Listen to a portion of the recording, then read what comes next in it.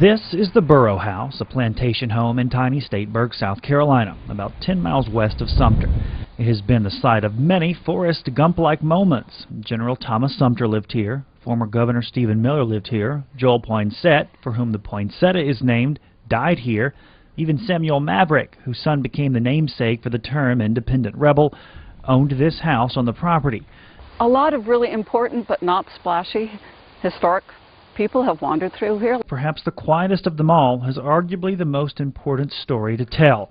It began here in 1935 when three young girls discovered a stack of letters while playing in the basement of this home. Those letters, now held at USC's Caroliniana Library, tell the story of a slave named April. There's been a really good job of whitewashing a very awkward discussion. It's a hugely awkward discussion.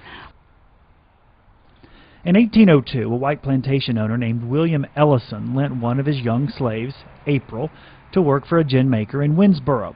April quickly became the go-to man for repairing the expensive cotton gins throughout the Sumter area. They send him out to the plantations and they take them apart. He would sharpen them on location. And that's why he heard about Statesburg. He came through here as a young man, and he said, well, when he bought his freedom or whatever, he came here. The center of plantation country, the wealthiest area of South Carolina. He changed his name. April was now known as William Ellison, the name of his former white owner.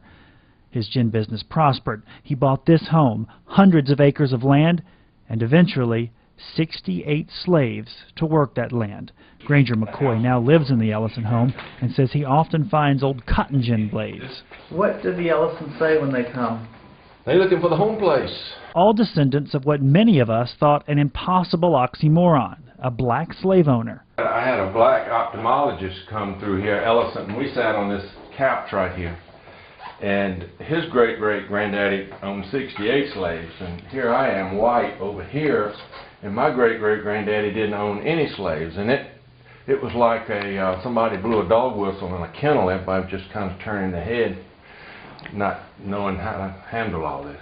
History tumbles you. And what little we can learn about Ellison as a slave owner isn't pretty. The book Black Masters chronicles Ellison's life in the antebellum South and suggests that his slaves were the worst fed and clothed of any in Statesburg. It also suggests that Ellison was a slave breeder, selling off infant girls, a practice even some white owners found cruel. Whatever the case, Ellison certainly had a good relationship with other white aristocracy. This contract shows that Ellison didn't just buy a home in wealthy Statesburg, he bought it directly from former Governor Stephen Miller, a governor and former slave trading property. He was the wealthiest black man in South Carolina, the fourth wealthiest in the South, wealthier than more than 90% of whites. Just a few hundred yards from the Ellison home is the Ellison graveyard, private, neither mixed with other white nor black tombstones, symbolic of his unusual position in the pre-war South, a position so few of us even knew existed.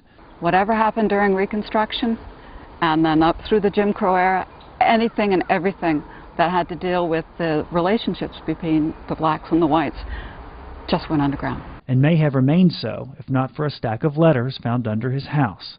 For Hidden Columbia, Anderson Burns, ABC Columbia News.